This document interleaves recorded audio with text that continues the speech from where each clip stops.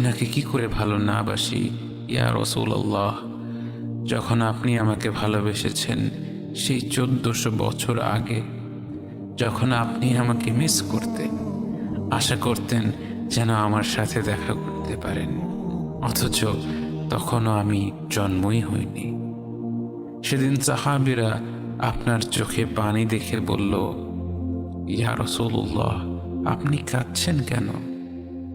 আপনি বললেন, আমার ভাইদের খুব দেখতে ইচ্ছা করছে। সাহাবীরা বললেন, আমরা কি আপনার ভাই নই ইয়া রাসূলুল্লাহ? আপনি বললেন, না, তোমরা আমার সাহাবী।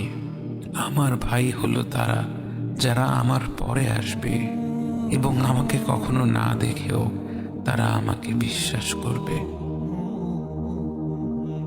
মৃত্যু শয্যায় শুয়ে আপনার অন্তরে এই চিন্তা ছিল যে আমাদের পরিণতি কি হবে।